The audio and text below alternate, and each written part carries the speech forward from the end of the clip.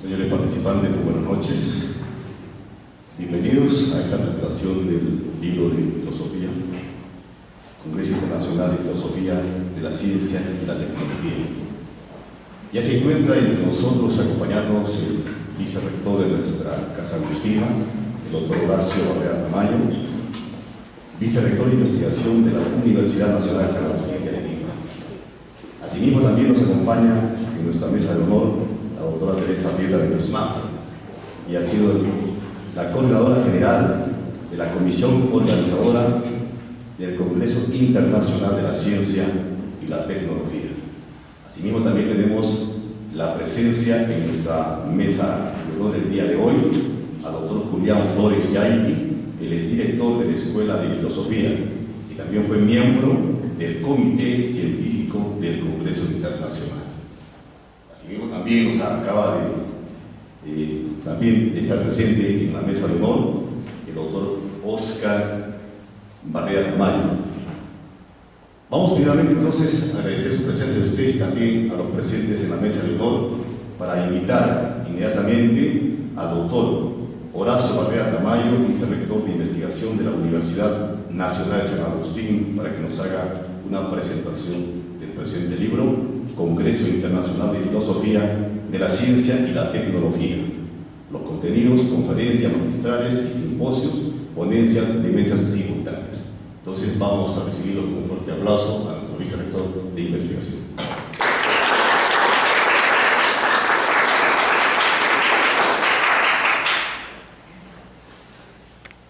Muy buenas noches a todos. Solamente mi participación es dar las palabras inaugurales, entonces la presentación va a estar a cargo de los expertos en estos temas.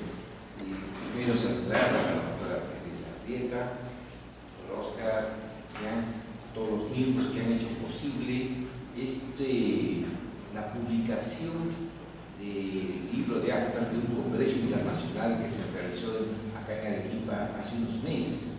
Este producto es bien laborioso y bueno, es de todos los eventos que hemos organizado, 25 eventos internacionales. Junio vamos a tener la cumbre mundial de ciudades de conocimiento. Ninguno hasta ahora había logrado publicar el libro de actas, las ponencias que se dieron. Entonces es un mérito que debemos reconocer la doctora Teresa Piedra y todos los integrantes, organizadores de este congreso. Y es que debemos reconocerlo por una razón muy simple y práctica. De acuerdo al Nuevo Testamento, hay una frase que dice que nadie enciende una luz y la esconde debajo de la cama. En este caso estamos hablando de la luz del conocimiento, en este campo tan importante como es la filosofía, que tanta necesidad hace para dirigir el desarrollo de la humanidad. Entonces, el divulgar lo que se ha hecho o lo que se ha dicho en este congreso es justamente una parte de esa luz del conocimiento, y el poder difundirlo, en este caso en forma de libro, es muy importante, es un paso complementario y necesario. El conocimiento hay que difundirlo, y el conocimiento, como dijeron en un congreso mundial, es la luz invisible que ilumina la humanidad. Y entonces eso es lo que se está haciendo, iluminar a través, en este caso, de la forma de un libro, el conocimiento que se difundió en un grupo, o sea, no muy grande, como debiera ser, de este tipo de eventos de congresos internacionales de filosofía. Mi sugerencia es de que, aprovechando la presencia de TV UNSA, si pudiera haber un programa semanal en el cual pues, la doctora y los demás doctores, miembros de esta comisión, pudieran en un programa de 10 minutos siquiera difundir este libro, ¿no? O sea, en el término de que comentar cada una de esas ponencias, los aspectos relevantes. Entonces, de esa manera la universidad, a través de TVUNSA y Radio UNSA, pueda difundir. Es necesario que difundamos. El conocimiento está hecho para difundir. También sugeriría, si es posible, ver alguna forma que podamos financiar, se pueda regalar a los alumnos del último año de filosofía un ejemplar de este libro, ponerlo en las bibliotecas, etcétera, etcétera. Entonces, felicito a la doctora Teresa, a todos los miembros de este evento, de esta organización, y también a ustedes que están presentes para ver esta difusión. Muchas gracias.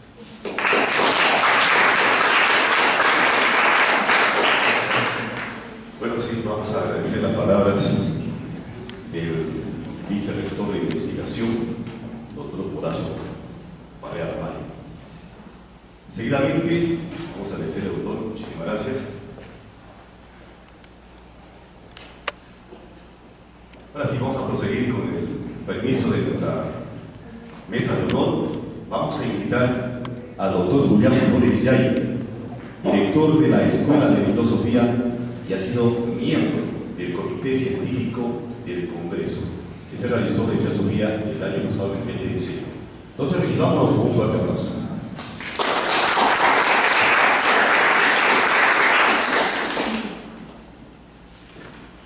Buenas noches.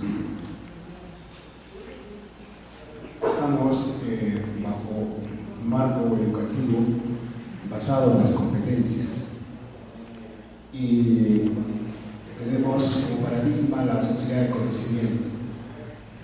En este marco de las competencias, entonces trabajamos con los saberes, el saber hacer, el saber convivir, el saber pensar, el saber conocer, y eso incumbe, por ejemplo, a la filosofía, y el saber ser, que también incumbe a la filosofía. Es decir, dentro de las competencias hay competencias genéricas que todo estudiante debe formarse, y en esas competencias genéricas cumple un papel importante en la filosofía, a través de la ética, a través de la epistemología, a través de la lógica principal. Es decir, que si somos consecuentes en lo que es competencias, se debería llevar esas asignaturas. Son asignaturas transversales. Por eso el papel importante de la filosofía en la formación del estudiante, desde el inicial hasta la universidad, si es que aceptamos este enfoque por competencias. Y dentro de las competencias está este saber conocer. Y el saber conocer se apunta a la sociedad del conocimiento en cuanto que es necesario para esta sociedad del conocimiento que los futuros ciudadanos sean alfabetizados en la ciencia y en la tecnología.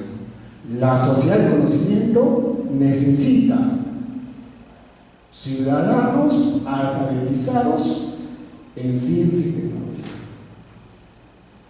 Algunos pedagogos, por ejemplo, ya han planteado, hay una propuesta de que en relación a los principios de educación, una principio de educación era la formación epistémica, la formación de investigación de todos los estudiantes. Sin embargo, la formación curricular de educación básica regular en nuestro país no se ha contemplado.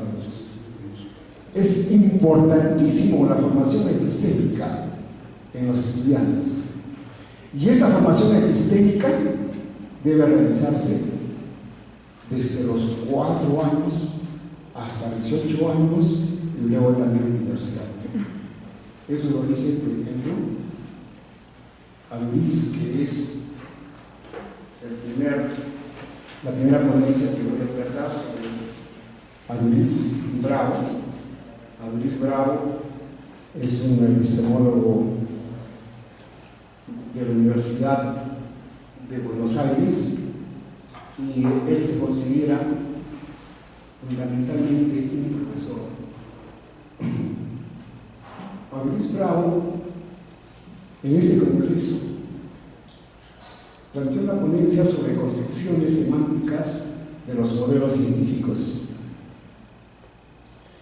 Luis Bravo considera que la formación del estudiante, él es más especialista en lo que es educación secundaria, La formación del estudiante en relación a la epistemología o filosofía de la ciencia debe estar en relación estrecha con la historia de la ciencia.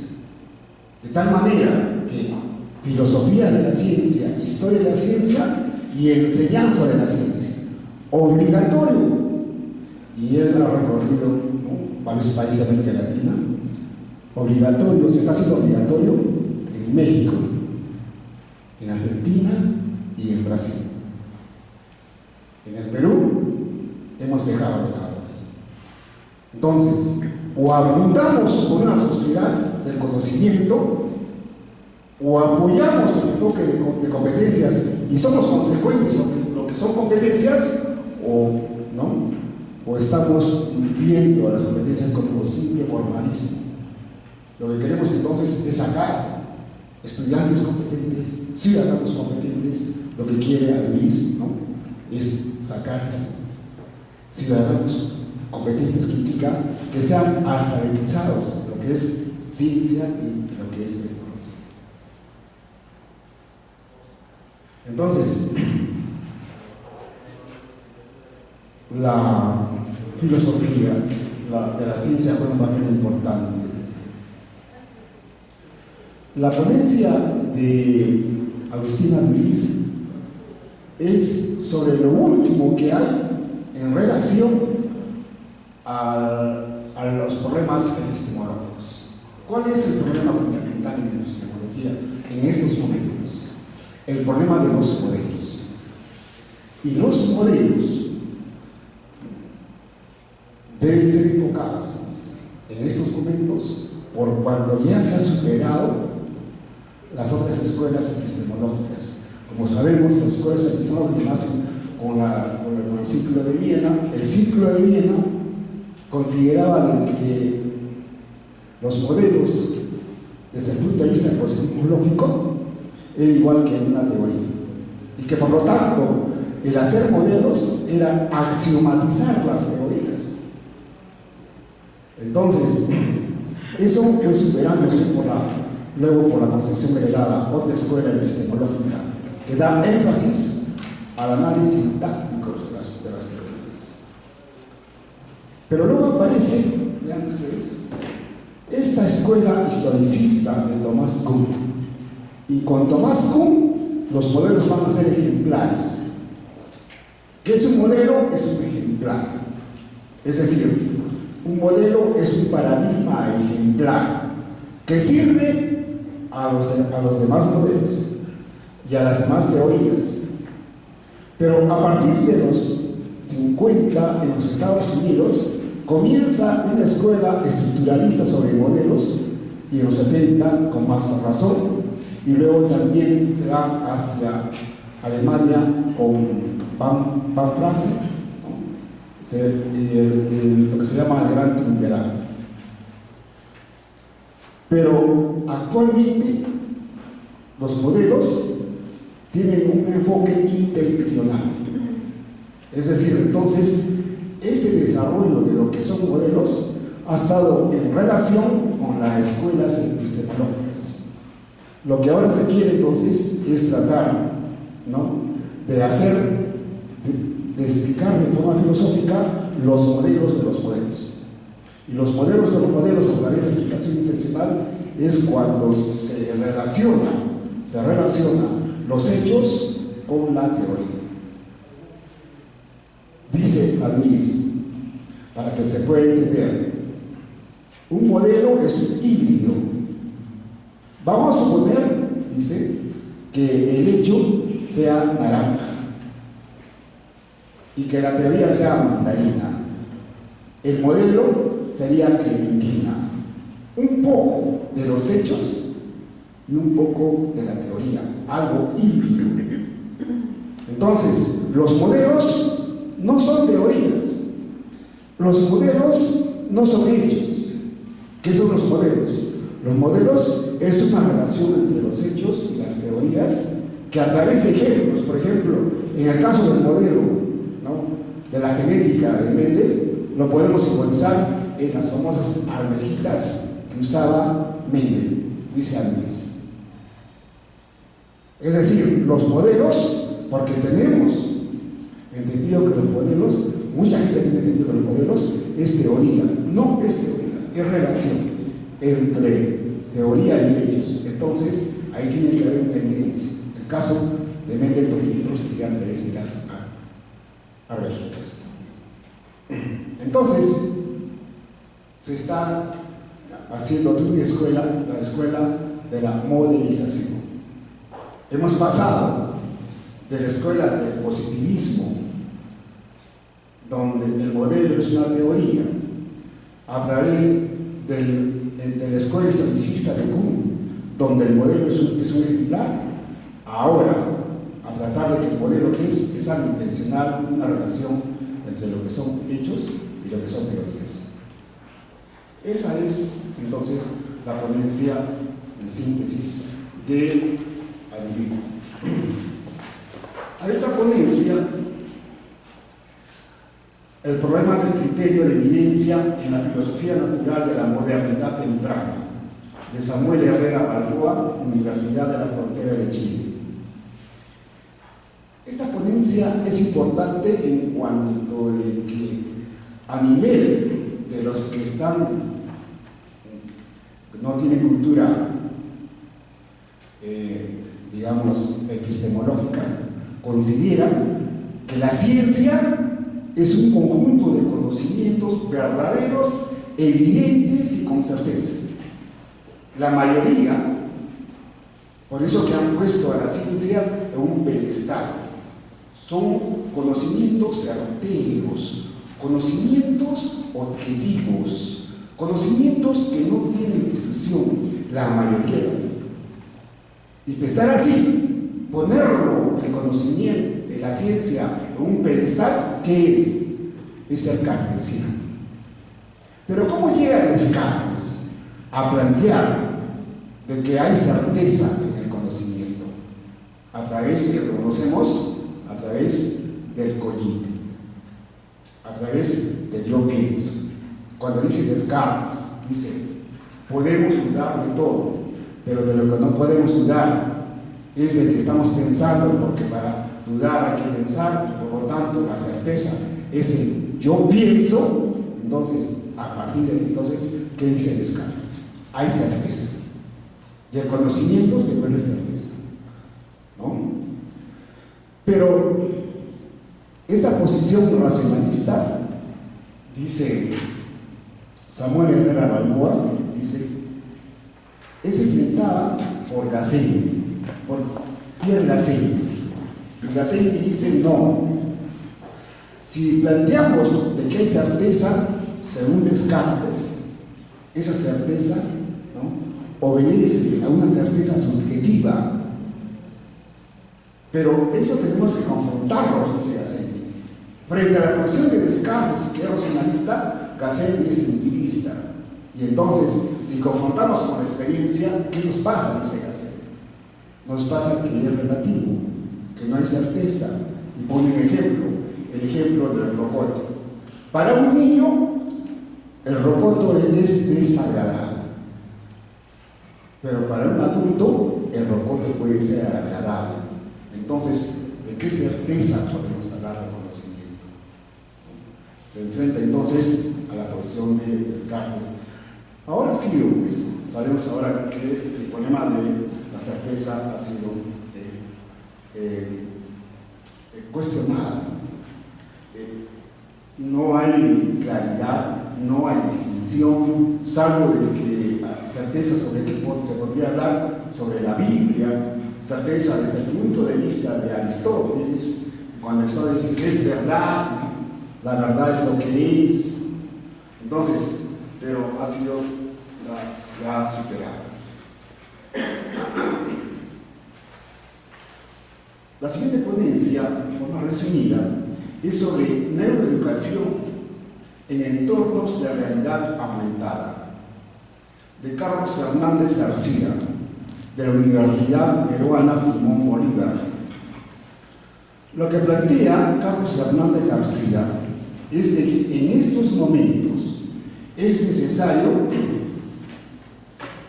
como alternativa en la educación, la neuroeducación. La neuroeducación en el entorno de realidad aumentada. Dice Fernández García, debemos relacionar la neuroeducación con la realidad virtual y la realidad aumentada, con el uso de las tecnologías para un mejor desarrollo en lo que es la educación. Por lo tanto, da importancia, ¿no?, al problema de cómo trabaja nuestro cerebro y cómo trabaja nuestra mente. Y otra parte, a todo ese material tecnológico, como es el smartphone, por ejemplo, ¿no? Entonces, el uso de los videos de 2D, los hologramas 3D o los códigos QR, ¿no?, considera de que es necesario llegar a esta relación entre humano y máquina, el software con el hardware con el hardware y el human con el hardware, lo que soñó Stephen Hawking. Es decir, de que es imposible en estos momentos donde están las tecnologías, no aprovecharse de ellos. Por eso, más habla de lo que es la tecnociencia, ¿no? Entonces, su objetivo es establecer la relación que hay entre la neurociencia, el aprendizaje emocional y la realidad aumentada. ¿Cómo podemos en estos momentos, ¿no?, usar estas tecnologías?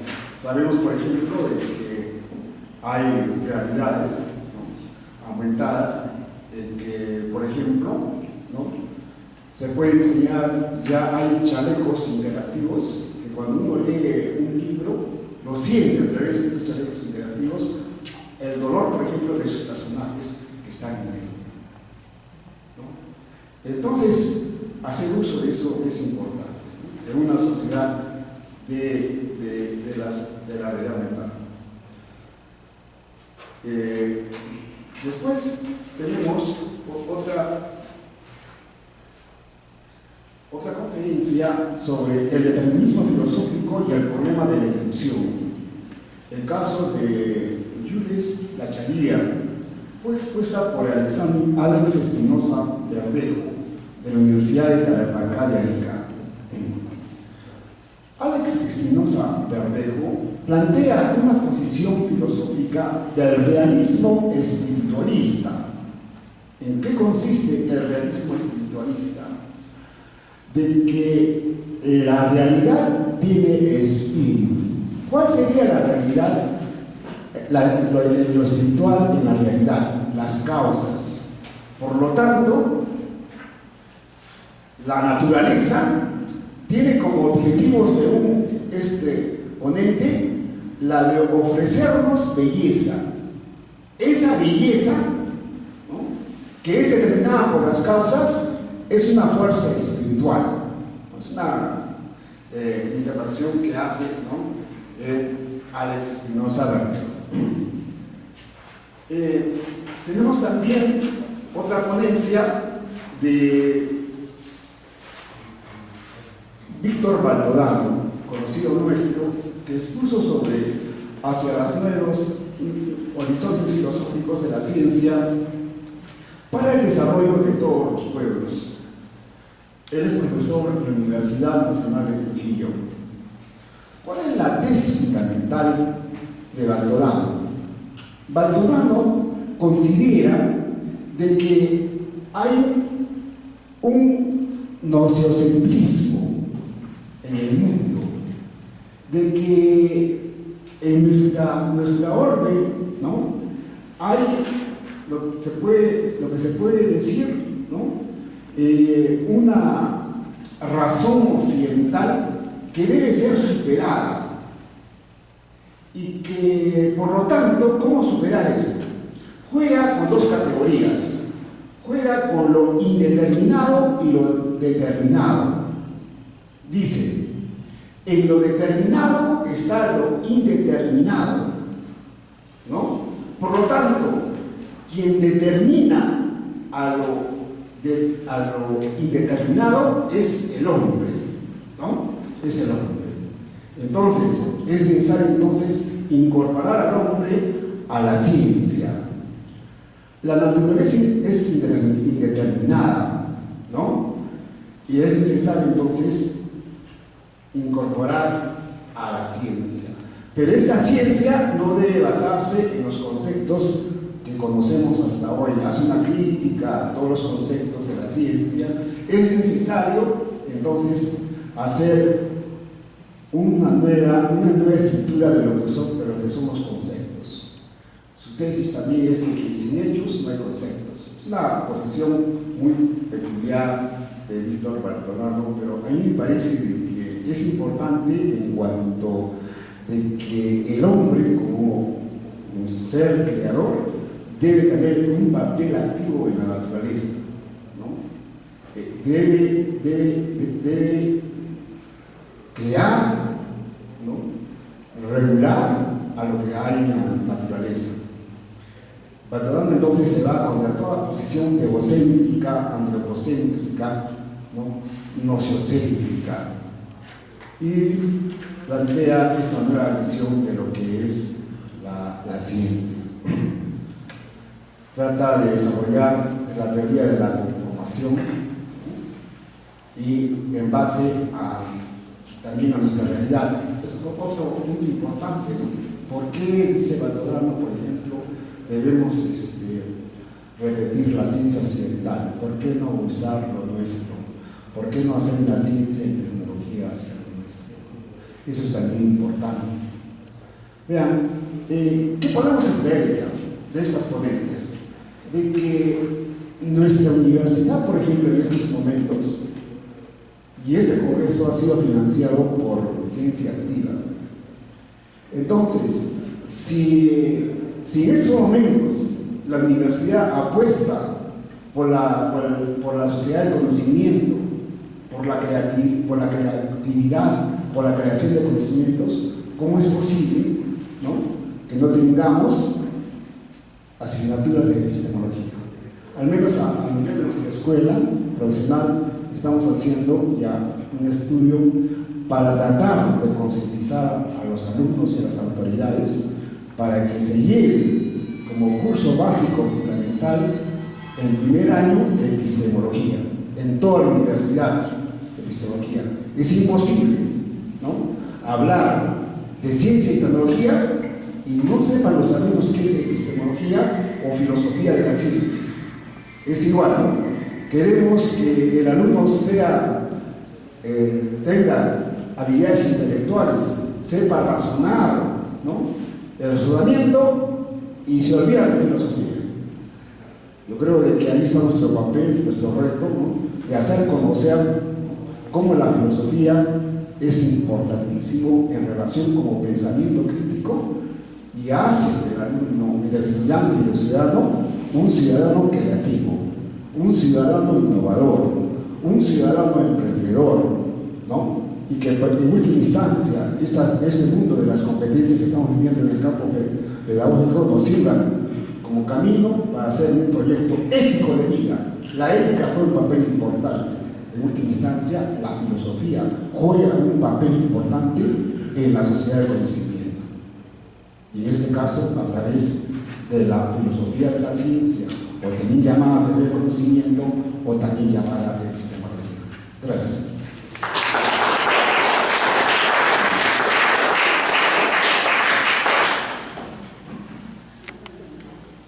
Bueno, muchísimas gracias al doctor Julián Flores por esas palabras.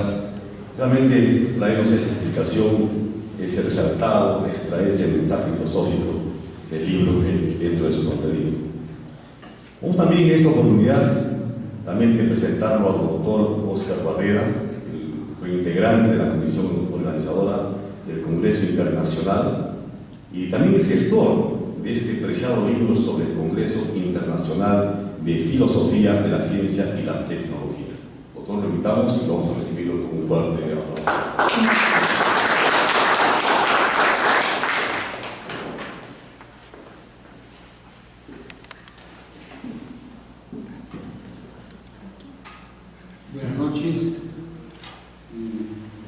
El acto que estamos haciendo el día de hoy es un acto protocolar, pero al mismo tiempo cumple ciertos requisitos académicos, en tanto que se nos ha asignado a 3 personas hacer una especie de divulgación, resumen de las 18 ponencias magistrales y simposios que se han llevado a cabo en este evento.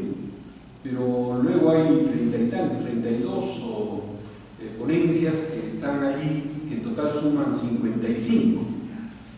Y entonces el acercamiento que hemos tenido ha sido múltiple, desde la concepción misma del evento, a cargo y la dirección de la doctora Teresa, no solamente del equipo interno, sino también de los invitados, y a lo largo de todo el evento, que en este momento pienso culmina la etapa, y como se nos ha dicho a través del vicerrector de investigación, debe continuar.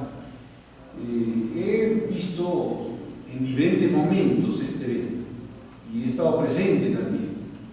Entonces ahora, con motivo de encargarme de hacer el resumen o la exposición de 6 ponencias, ha sido un verdadero redescubrimiento observar infinidad de detalles que se pierden en el lenguaje oral, porque tanto el lenguaje oral como escrito son temporales, pero el lenguaje oral es irreversible, mientras que el lenguaje escrito, siendo temporal, cabe la posibilidad de que, por ser recursivo, volvamos hacia él cuantas veces querramos y profundicemos.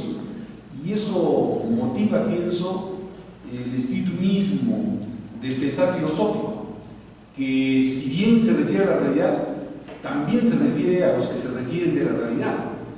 Y entonces hay motivo, primero, de comprender y luego de proponer alternativas y dialogar. He allí el diálogo filosófico en su esencia, y el filosofar, que es expresar pensamientos guiados por la razón en la medida de lo posible, con pruebas o con argumentos. Entonces, no solamente he leído las 6 ponencias mías, sino que me he quedado con las ganas de leer las otras 12, y las he leído todas, con sumo placer, y he descubierto que el libro no tiene vida si no lo leemos, lo estudiamos y lo procesamos. Y una vez leídas 2 o 3 días las 18 ponencias magistrales y simposios, obviamente me he quedado con las ganas de leer todo, y en varias amanecidas me he leído todo el libro. Ha sido un placer, un deleite, y lo tengo por la costumbre metodológica resaltado con mi resaltador amarillo, y en algunos casos con algunos comentarios.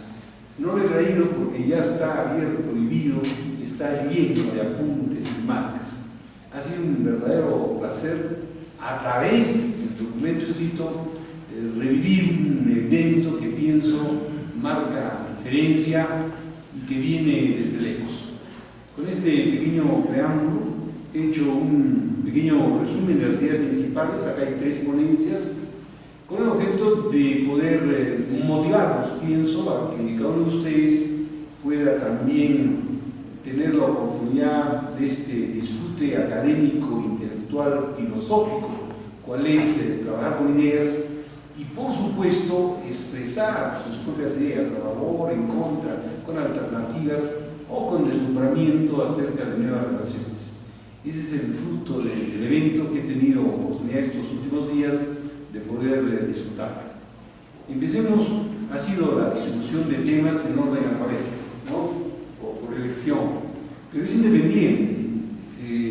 Empecemos con la ponencia de Fernando Tula Molina, del UNECA, Universidad Nacional de Quilmes, en Buenos Aires, Argentina, y el CONICET, que es la institución que ve la investigación.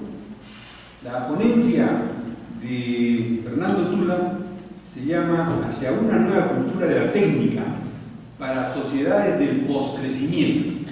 Esto del post está de moda. Efectivamente, de alguna manera refleja nuestro nuevo mundo. Él señala de que hay que ir más allá de los indicadores objetivos, como por ejemplo metas de crecimiento, desarrollo humano, que es lo que propuso Amartya Sen, que enriqueció cualitativamente lo que antes era meramente cuantitativo, el bienestar sostenible, que que lo ha propuesto los amigos de la Tierra, o el progreso genuino que está propuesto por el New Economic Foundation. Por consiguiente, dice Fernando Tula que si solo criticamos al capitalismo nos quedamos en ideología, y por consiguiente es más importante criticar nuestras prácticas sociotécnicas. Es decir, esto implica no solamente ideología, sino ya implica la responsabilidad, y de alguna manera sin izquierdas ni derechas. Tendría que ser una especie de, entre comillas, metafóricamente, una tercera vía que me parece realmente interesante. Se requiere, él dice, una nueva cultura de la técnica, y para eso se basa en dos autores, Simondon y Bateson. Y en el caso de Bateson y Simondon encuentra, por decirlo, 80% de semejanzas y algunas diferencias que las desarrolla a través de la ponencia. Y lo valioso es de que tanto Simondon como Bateson ambos hacen uso intensivo de la teoría de la información, de la cibernética. Hacen mención a términos como homeostasis, como información, como control, como dirección, como sistemas. Interesante por lo actualizado del autor. Y él dice de que son 4 las condiciones que las desarrolla, obviamente. En primer lugar, que la información es básicamente significado, o sea que no es ni materia ni energía, que no es algo subjetivo, sino que es algo, como en el caso del significado, la información, que de alguna manera es un puente entre las ciencias y es universal, es un instrumento valioso que no se reduce a lo meramente material, tiene significado, y por consiguiente nos debe llevar al conocimiento, no quedarnos solamente en la información, sino a un nuevo conocimiento. En segundo lugar, dice de que necesitamos una cultura técnicamente ilustrada como vía de emancipación, lo cual requiere obviamente una reflexividad.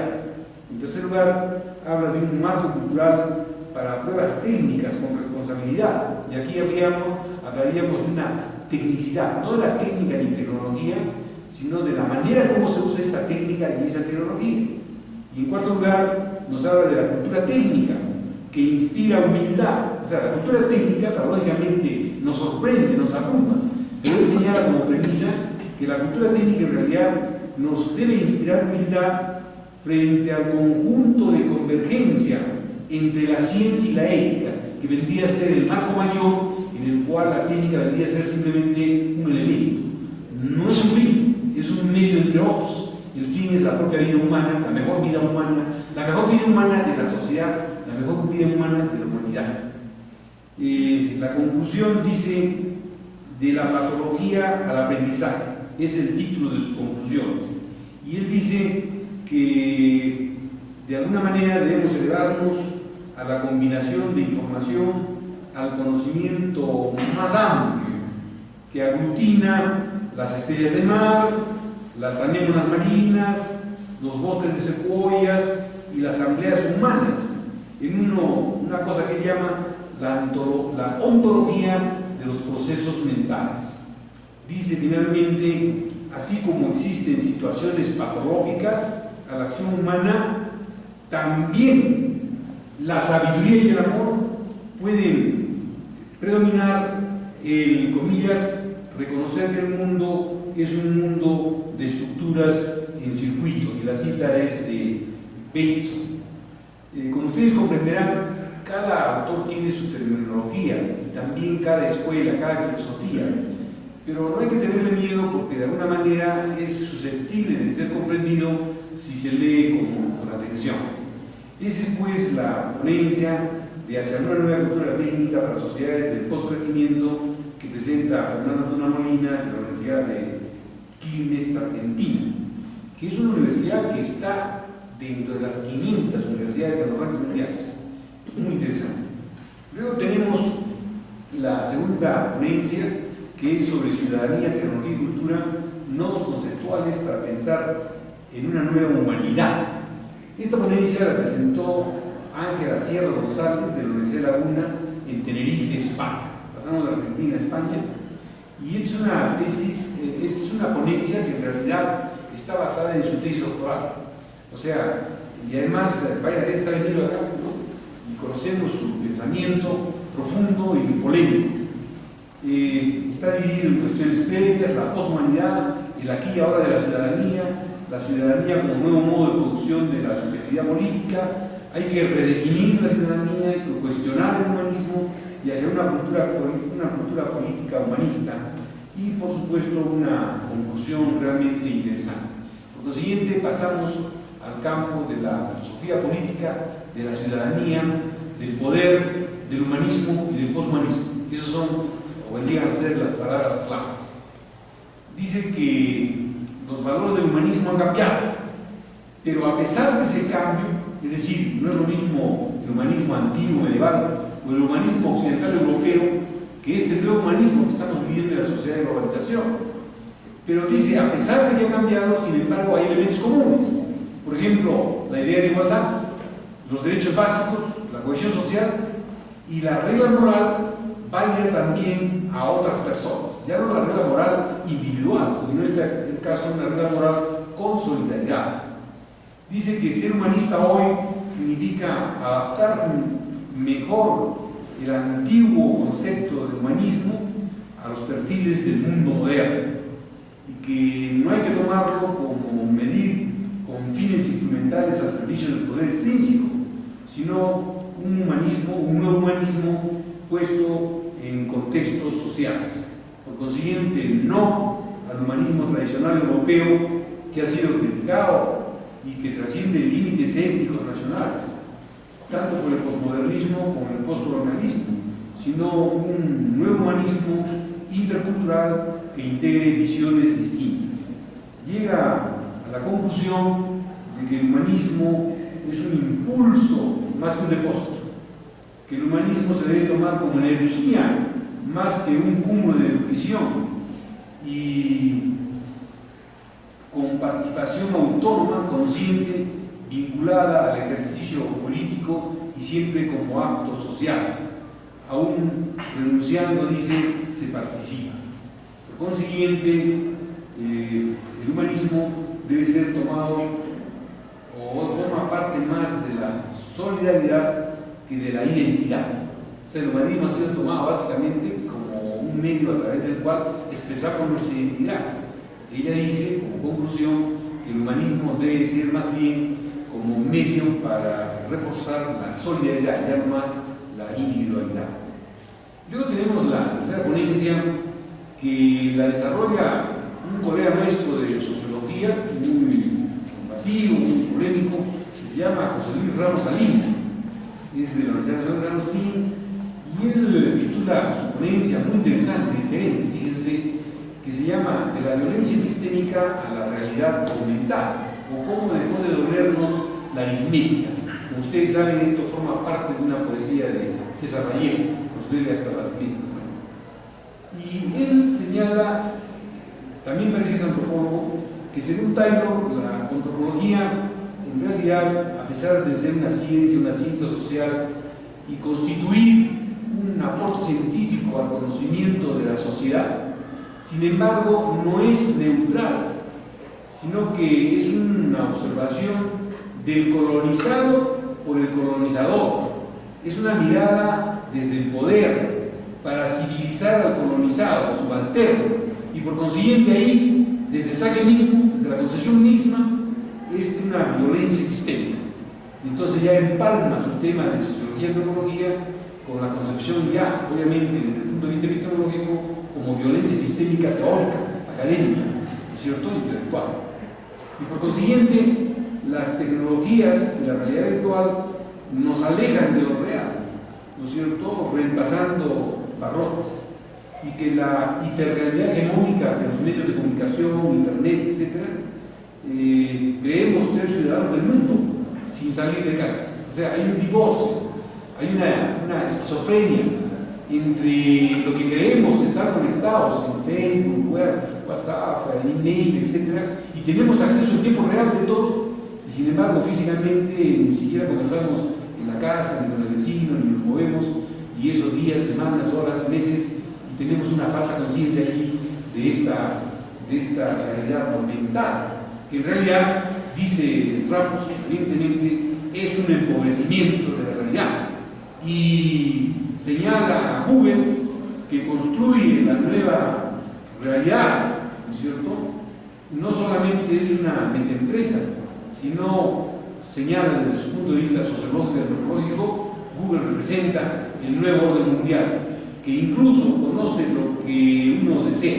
De tiempo en tiempo yo recibo en mi email que Google me recomienda, ya que se ha visto mi perfil, entonces me recomienda, por ejemplo, de las charlas TED que vendrán a ser unas 12.000, él me dice, ¿sabes qué? En este caso tuyo, yo te recomiendo estos 5 áreas, es decir, ya tiene mi perfil, ya decide por mí, quiere ser una especie de gran hermano. No sé si se acuerdan de esa película, ¿no? Una persona, una especie de reality, donde el actor no se da cuenta de que está siendo manipulado con fines, digamos, de media. Dice que las nuevas tecnologías vendrían a ser como el gran hermano. Somos espiados, somos fisgoneados. Y finalmente hace una reflexión de este tema suyo, interesantísimo, al campo educativo.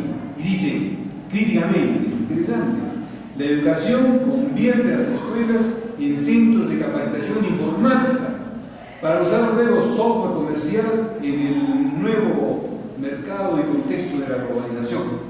Es decir, si antes estaba la educación preparada para el trabajo, ¿no? Las empresas, etcétera, etcétera, ahora estamos siendo entrenados para fines que escapan a nivel individual o global. Y concluye con lo siguiente, interesante, porque toda la ponencia, el 99.9%, es una crítica despiadada, negativa, que de alguna manera compartimos o que no somos muy conscientes de este aspecto crítico. Interesantísima la ponencia. Pero al final pienso que sale el asunto, porque dice, el carácter libertario de las nuevas tecnologías es mero espejismo. Y él se cita a sí mismo, parece en un trabajo anterior.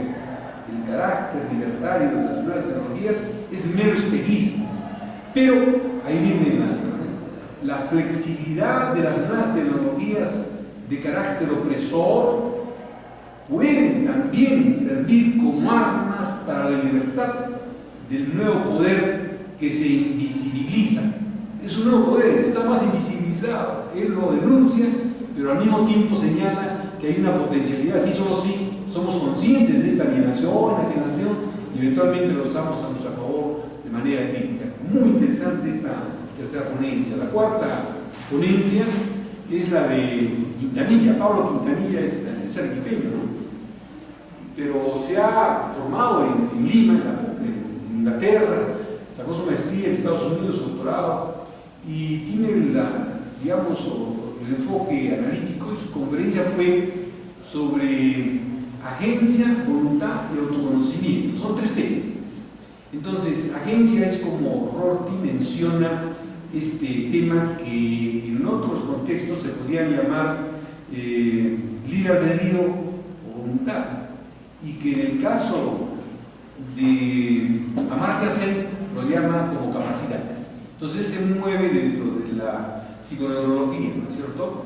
Y habla de estos temas. Entonces, resumiendo, son 3 grandes temas. El tema de la agencia, o libre albedrío, o voluntad, o capacidad según Sen. El tema de la voluntad y el tema del autoconocimiento. Entonces, parte del supuesto que no siempre actuamos buscando maximizar nuestro beneficio personal, sino la lista de prioridades. Entonces él opone a maximizar el beneficio personal a la lista de prioridades, porque no siempre nuestras prioridades coinciden con nuestro beneficio personal. La propuesta que él hace es presentar que la agencia es un fenómeno por el cual, a partir de los datos de la realidad y de ciertos escenarios posibles, para tomar una decisión, simulamos los escenarios que maximizan nuestra lista de prioridades y actuamos en función a él. O sea, él se opone de entradita a la concepción de Hobbes sobre el libre albedrío como uno es libre si una persona es libre si esta persona hubiera podido actuar de otra manera. Se opone a eso y él propone más bien las prioridades y las analiza, las pone en relación con la voluntad, con el autoconocimiento y llega a una conclusión realmente interesante. Entonces, respecto al libre albedrío o voluntad, él se opone a esta concepción de Hobbes y dice que la psicología del desarrollo entiende como agencia, o sea, libre albedrío, o sea, voluntad, o sea, capacidades, o sea, agencia, a la agencia física, social, teológica, teleológica, o sea, referida a fines, no teológica, al Dios de divinidad, sino teleológica, referida a fines, o sea, física, social, referida a fines, teológica, intencional y representacional. Entonces, para Fonavi y Bateman, dos psicólogos, consideran que la agencia es la posibilidad de ser el hacedor de las acciones y el pensador de los pensamientos. Se está analizando dentro del comportamiento humano la manera como se toman las decisiones a través de los avances de la psiconeurología, de la filosofía y de estas teorías. ¿Cómo tomamos decisiones? ¿Hay un determinismo? ¿Hay una libertad? ¿Cuál es el punto medio? ¿Qué cosas son pertinentes? Es el tema que él analiza, y en su ponencia este tema ya lo ha visto muchas veces, tiene varias publicaciones, y de hecho esta publicación es una que anteriormente la había presentado en el libro Ética, Agencia y Desarrollo Humano, que la tuvo sacada en el 2017. Y quienes lo hemos escuchado, vemos que él con placer habla, argumenta, profundiza, critica, está feliz en su tema de acerca de cómo o cuán libres somos en nuestras decisiones. Bien, entonces, para los psicólogos Fonavi y Bateman, la agencia es la posibilidad de ser el hacedor de las acciones y el pensador de los pensamientos. Y por consiguiente, la agencia sería la capacidad que tienen algunas criaturas, nosotros, de introducir en la causalidad de la naturaleza relaciones causales nuevas, relaciones causadas por ellos o por su voluntad, y que causan a su vez nuevos eventos en el mundo. Es decir, que el causalismo, el determinismo no vendría determinado por algo exterior a nosotros, la naturaleza, sino que eventualmente nosotros también somos formadores de causas que intervienen y modifican la realidad. Algo así como que no somos pasivos, sino activos en este conjunto de causas, y por consiguiente de allí sale la decisión o la agencia, como es el término técnico que está analizando. Y luego analiza el término de voluntad, y aquí lo utiliza como medio para llegar a otro concepto. Dice: me propongo analizar la naturaleza de la voluntad de una manera naturalista y causal, para finalmente mostrar cómo la ampliación de la agencia solo es posible con una mayor conciencia de las causas, de nuestras acciones y de nuestros estados mentales, es decir, con un mayor autoconocimiento. Ya está, dio un gran paso, dio diferencia. Pasó digamos, del libre albedrío, de la agencia, de la capacidad, a la autoconciencia y el autoconocimiento. Entonces ya estamos en otro nivel. Y luego dice que este autoconocimiento, la conciencia fenoménica que tenemos de la elección libre, es la base de la experiencia misma de la agencia y que tiene variables de juego. Y entonces aquí se vuelve a complicar el asunto. Aparentemente salimos del problema, de la complejidad, y entramos a otra, porque él dice que son variables las causas externas no elegidas, las internas no elegidas, las causas internas estructuralmente biológicas, las listas de prioridades que siempre van cambiando, la simulación, el lenguaje, la autoconciencia, la no conciencia, lo bloqueado, lo reflexivo. Es decir, otra vez, pero esta vez en un nuevo nivel, la complejidad. Él concluye con lo siguiente, leo. Ya es el resumen de los tres temas, ¿no? La ampliación de la agencia es una ampliación del autoconocimiento. Ya está. Si el desarrollo de las personas y de los pueblos, ojo, no solo de las personas, de los pueblos, esa es la diferencia, es la ampliación de su libertad, es decir, de su agencia, esto no es posible sino con un mayor autoconocimiento, tanto del hombre como, en este caso, de los pueblos. Interesante ponencia de Pablo Quintanilla. Para terminar, tenemos dos ponencias más, que son las siguientes: la del doctor Piscoya y la mía. La del doctor Piscoya, Luis Adolfo Piscoya, hermosa. El doctor Piscoya es uno de los patriarcas de la epistemología en el Perú, junto con el doctor Sanz, ¿no es cierto? Y obviamente el patriarca mayor es Miro Quesada. Y él ha sido maestro en pregrado, doctorado y doctorado en Lima, y ha participado en cuanto evento hay, ha sacado libros, y hemos tenido la suerte en los congresos de participar, no siendo algunos de él, sin embargo, en muchas debates y discusiones que ha habido en Lima. En Iquitos, por ejemplo, estuvimos en el mismo hotel, y entonces desayuno, almuerzo y comida eran más interesantes que las propias charlas del congreso, porque entonces ahí el doctor Sanz, el doctor Piscoya, todos los demás amigos de Lima, tanto de la Católica como de San Marcos, entrábamos en discusiones realmente muy interesantes. El doctor Piscoya entonces representa una figura señera en el campo de la epistemología. Tal es así que es nombrado en el artículo que ha sacado en la revista en la Enciclopedia de Stanford de Filosofía Arturo Cordero. Él, en una ponencia realmente interesante, porque si uno la ve dice, caramba, tiene 10 partes: orígenes de Aristóteles, precursores, sistemas lógicos, mecanicismos, geometrías euclidianas, legado mecánico, lógicas no monotónicas, las lógicas de todo orden, el diamante Nixon, la presentación de la lógica y las conclusiones. Y las desarrolla de una manera, por decir, unas 5 o 10 renglones cada uno.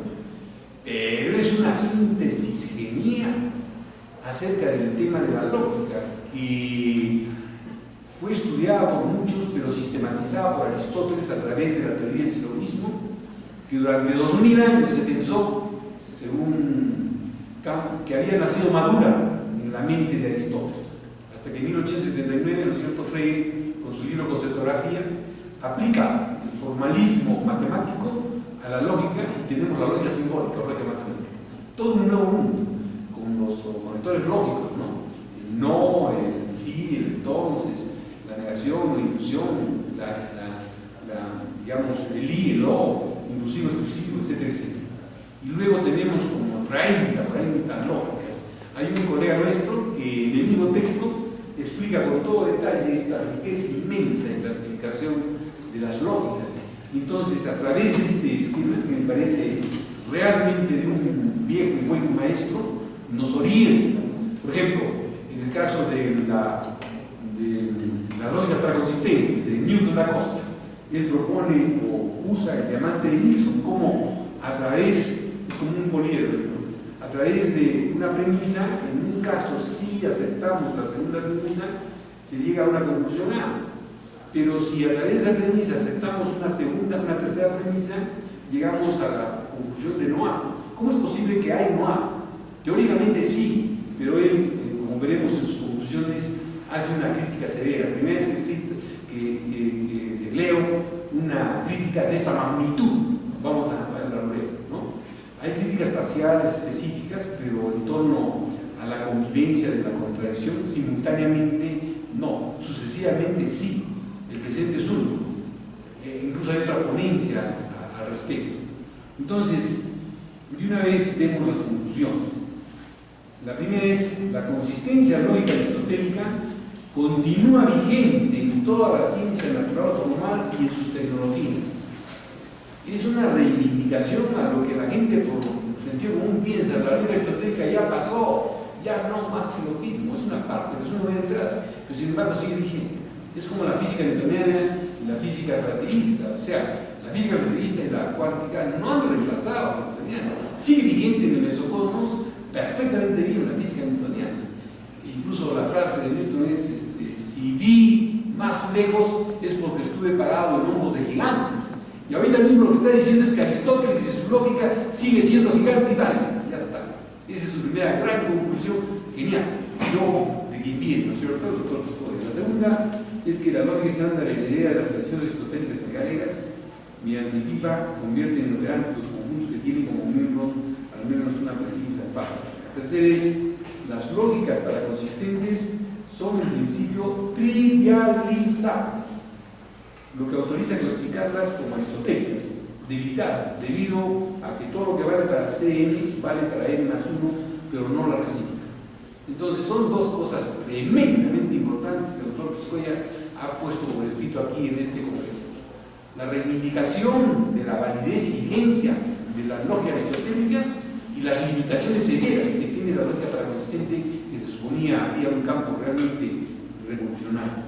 Y finalmente, la última conclusión es que la lógica estándar se desarrolla con teoremas de limitación que aseguran la seguridad de su aplicación a la formalización de teorías de tecnologías. Entre ellos está Tarski, Gödel, Charles y Paul Popper. Y finalmente, para terminar en lo que me queda,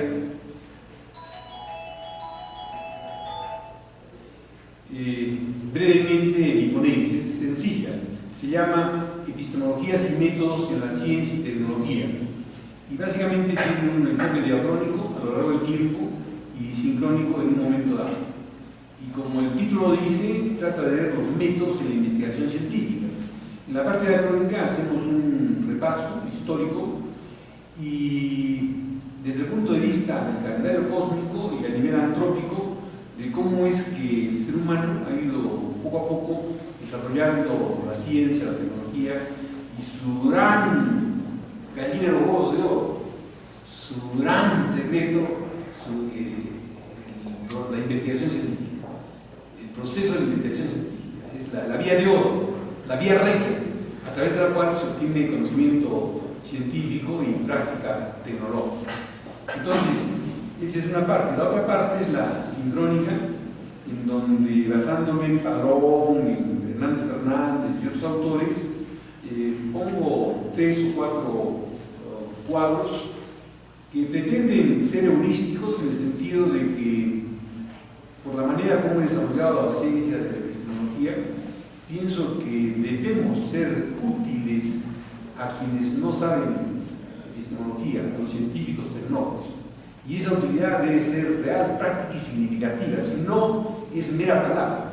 Como dice la canción, palabras, palabras, palabras.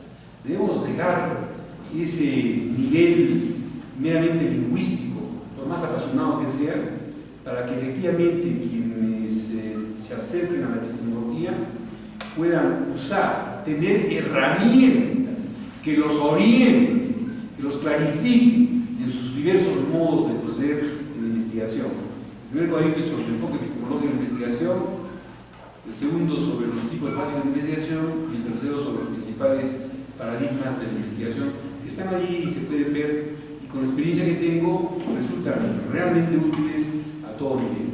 Muy bien, de esta manera pienso que una idea.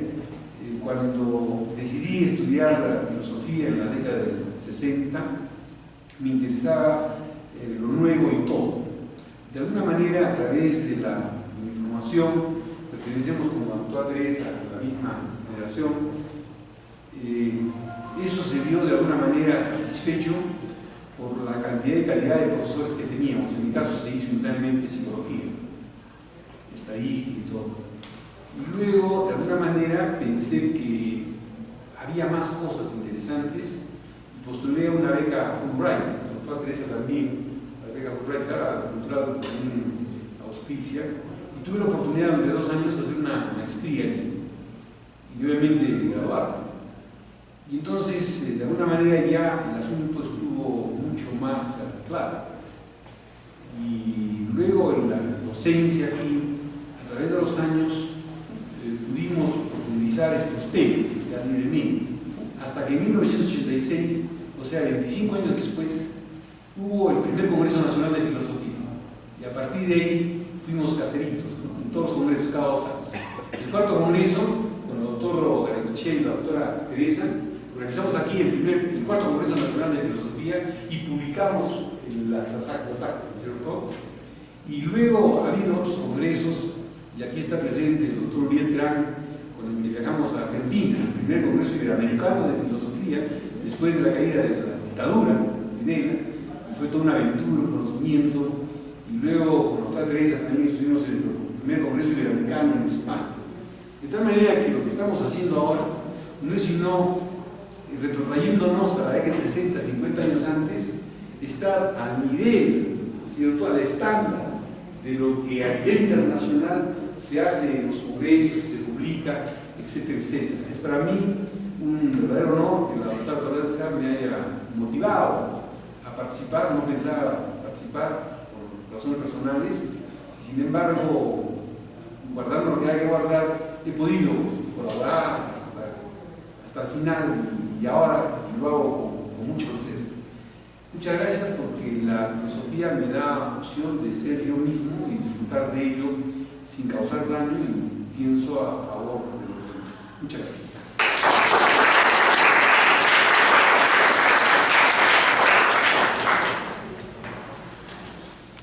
Nuevamente, agradecimiento al doctor Oscar Barrera por realmente hacer esta síntesis de este libro que nos va a presentar el día de hoy. y también llegar a conclusiones muy importantes de este Congreso Internacional de Filosofía de la Ciencia y la Tecnología. Bueno, ahora sí, creo que tenemos presente a una de las grandes gestoras, organizadoras, la doctora Teresa Rita de Guzmán, ya es coordinadora general de la Comisión Organizadora del Congreso Internacional de la Ciencia y la Tecnología. Hoy está con nosotros y vamos a invitar a la doctora para que también pueda realmente hablarnos de este gesto, de este libro, de este hijo que se ha creado aquí en San Agustín y que está en manos de nosotros. Vamos a recibirlos entonces con un fuerte aplauso a la doctora Teresa.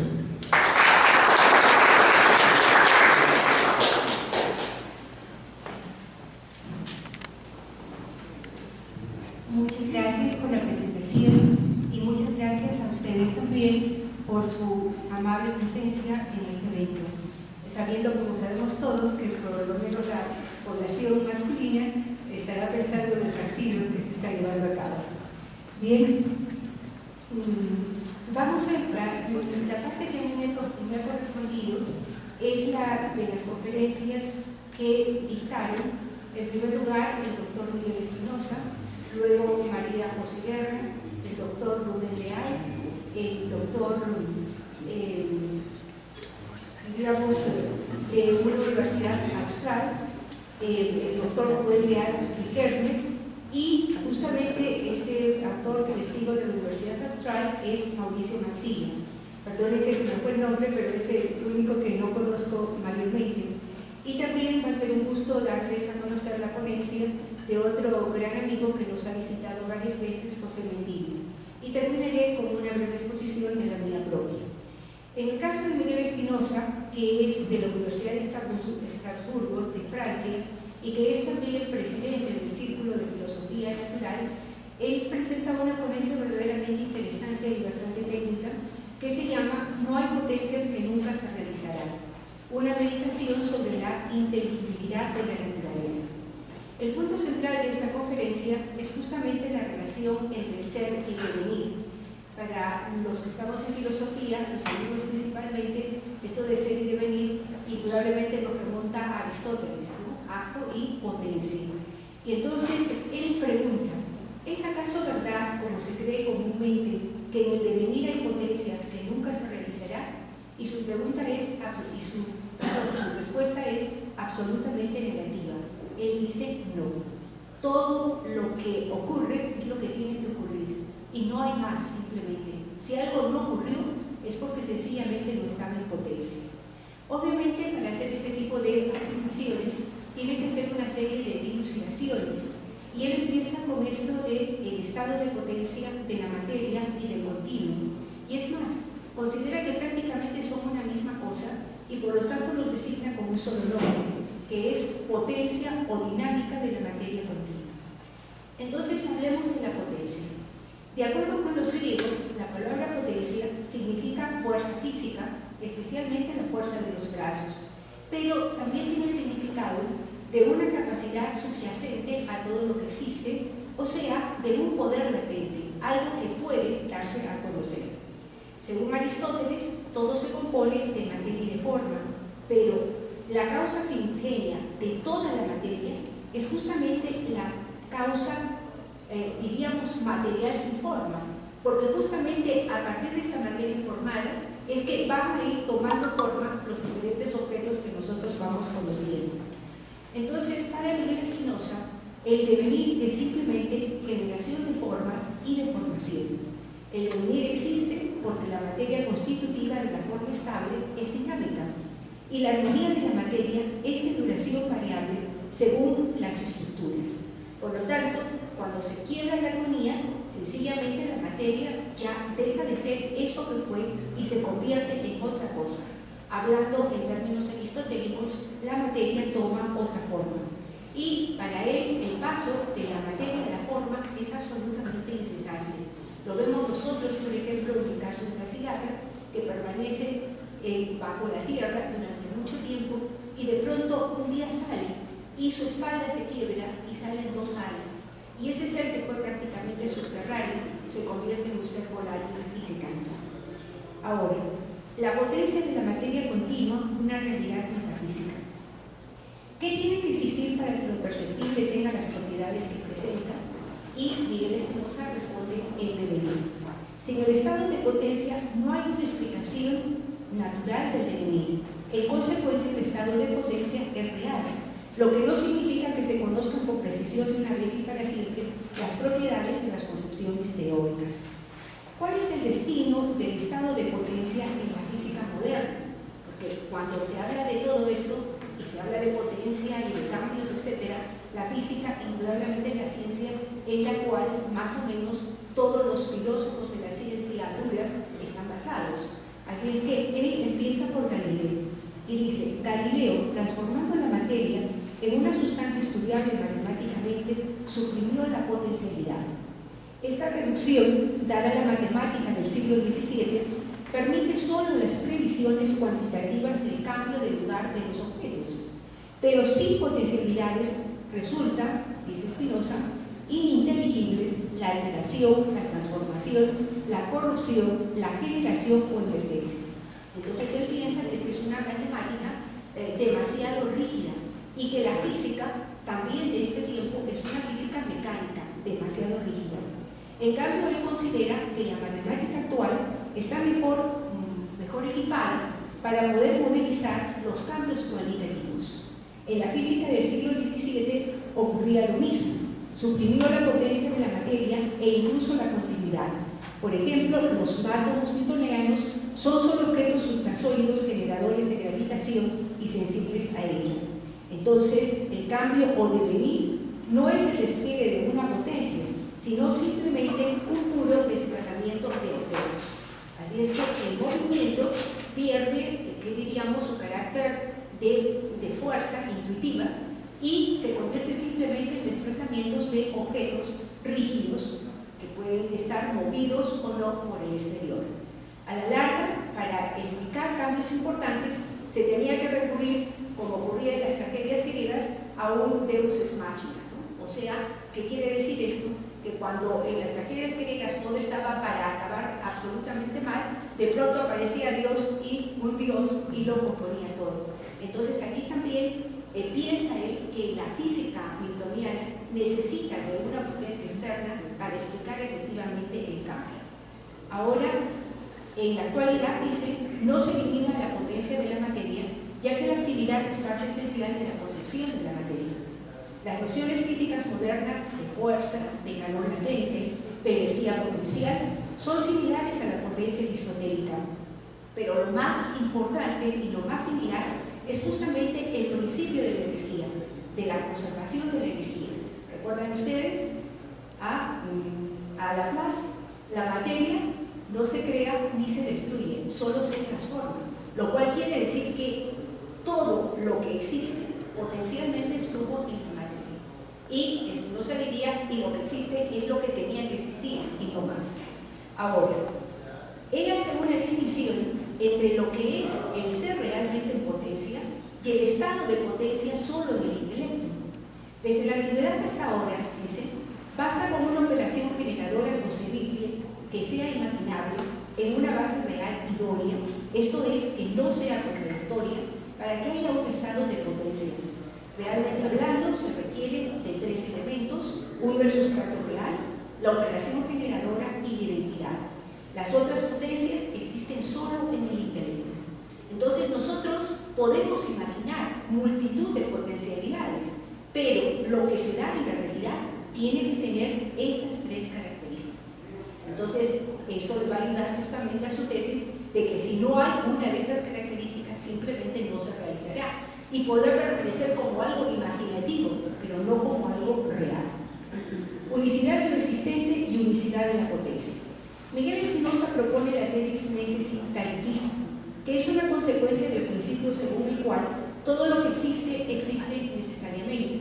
Aquí se ha hablado de Aristóteles y bueno, él da los tres principios primordiales de la lógica clásica, pero a estos pasa mucho tiempo, pasan siglos, y de pronto aparece Leibniz y da un nuevo principio, el principio de razón suficiente. Si algo existe, es porque hay una razón suficiente para que exista, porque obviamente de otra manera no existiría. Entonces rechaza de una manera radical la contingencia, que afirma que algo puede o no actualizarse porque para él los procesos en todas sus etapas, sin excepción, están causalmente determinados de una manera única. Él habla de un determinismo fuerte. Determinismo fuerte, vuelvo a insistir, consiste en que todo lo que existe necesariamente tiene que existir. Obviamente, vamos a tener aquí otras tesis más que van a completar este punto de vista. En primer lugar, la tesis ontológica. No hay potencias que nunca se realizarán. En segundo lugar, la tesis epistemológica. Solamente a posteriori sabemos si algo estuvo en potencia.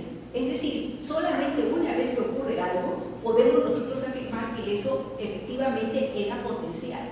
Y bueno, esta tesis necesitarietista, que va a decirnos que todo lo que existe es porque necesariamente tenía que existir. Entonces, él mismo plantea que este tipo de afirmación suya puede indudablemente causar un tipo de incomodidad por varios aspectos, ¿no? Por ejemplo, la potencia idéntica como el todo de la naturaleza, ¿no? O sea, cuando uno piensa que toda la naturaleza es potencial, dice Miguel Espinosa, obviamente no hay una tesis necesitarietista, porque si todo es potencial, nunca llegaríamos a saber exactamente qué es lo que se va a realizar. Entonces él dice, vamos a también hablar no de algo absoluto, sino de algo global, de algo particular.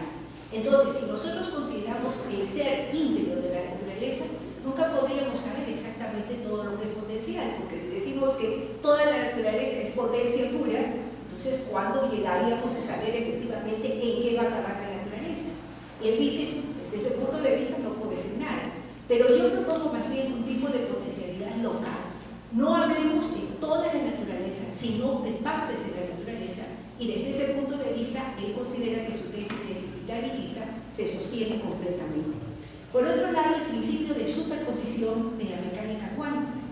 Para él resulta incomprensible la superposición de la dualidad onda-partícula, o sea, que uno y el mismo objeto sea particular y corpuscular al mismo tiempo. Entonces, piensa que esta es una creencia simbólica y no un conocimiento establecido. Entonces, justamente, muchos dicen que en la física cuántica está el principio de indeterminación, que obviamente vendría a ser contrario a la tesis necesitarietista. Pero para él, bueno, esto podría ser una teoría muy interesante, pero que no está plenamente comprobada. Otra cosa que se iría en contra de esta potencialidad, que para él sencillamente es la realización de lo que tiene que ocurrir, el infinito matemático.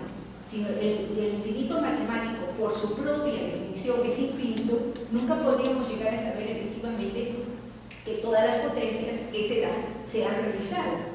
Pero él dice igualmente que este es un ente simbólico y que de lo que él está hablando es de la realidad natural, no de cuestiones simbólicas o simplemente intelectuales. Y quizás el tema más problemático que justamente causó una controversia en el propio Congreso, ¿no? El tema de la libertad.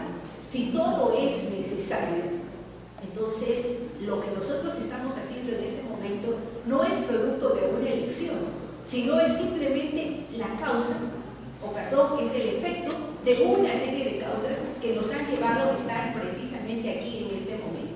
Y si alguno de ustedes me dice, no, pero yo igual pude no venir, ¿qué le diría a Miguel Espinosa? Si viniste es porque tenías que venir. Hay una serie de factores que nos han llevado a este momento. Y entonces él dice, sencillamente la libertad es una necesidad interiorizada. Es como que nosotros necesitamos sentirnos libres, pero que si es que conociésemos completamente nuestro cerebro, nuestros sentimientos, cómo funcionamos, nuestros antecedentes genéticos, etcétera, etcétera, nos daríamos cuenta que estamos haciendo solo lo que teníamos que hacer. Entonces, esa es la primera conferencia, que desafortunadamente le ha tomado bastante tiempo, pero es un poco complicada. En segundo lugar, vamos a ver la ponencia de María José Garra Pornero, Ética, Ecología Política y Conciencia, Horizontes Posthumanos. Bueno, aquí el doctor Barrera me ha simplificado bastante el asunto porque ha hablado de este posthumanismo, ¿no? En primer lugar, María José va a hacer una ética y ecología política y va a ver esto de lo poshumano.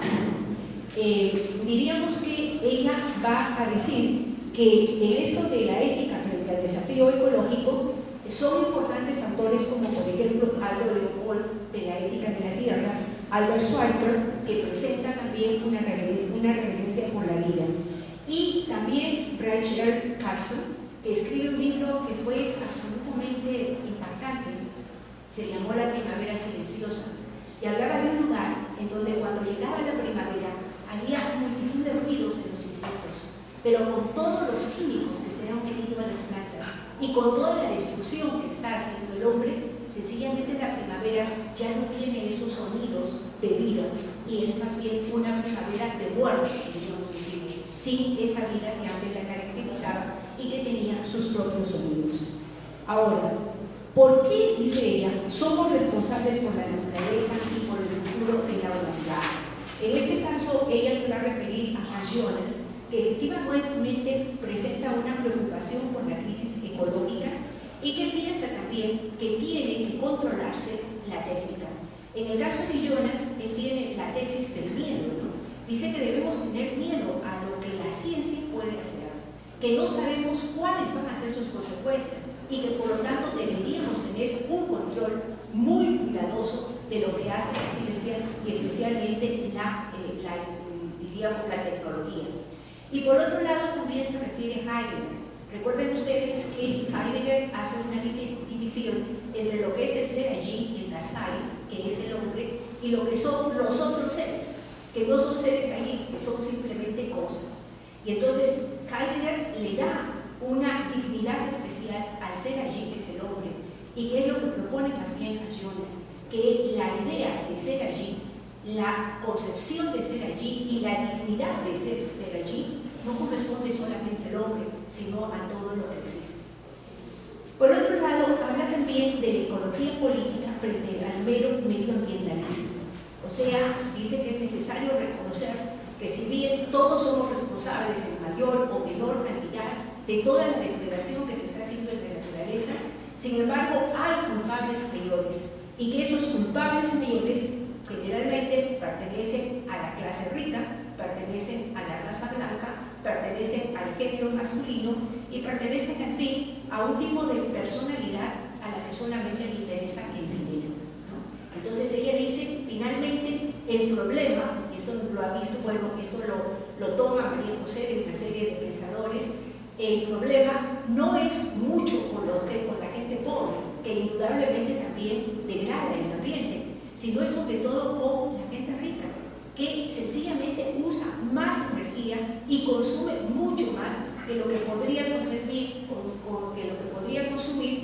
un país, digamos, 3 o 4 familias absolutamente ricas consumen más de lo que podría consumir un país absolutamente pobre en África, por ejemplo, ¿no? Entonces ella piensa que no se trata ya simplemente de tomar una actitud ética personal, sino se trata de tomar una actitud ética colectiva, que verdaderamente se exija a los gobiernos y se exija a nivel multinacional, en la ONU, por ejemplo, que se firmen pactos y que no haya un país que diga yo sencillamente no lo firmo, como por ejemplo el pacto de Kioto, ¿no? Que los más grandes depredadores de la naturaleza simple y llanamente se negaron a firmar.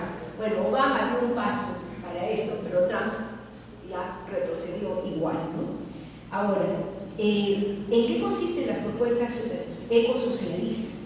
Primero, se oponen a la búsqueda competitiva de la máxima ganancia, su cultura expansiva del consumo también, y proponen más bien la idea de lo suficiente.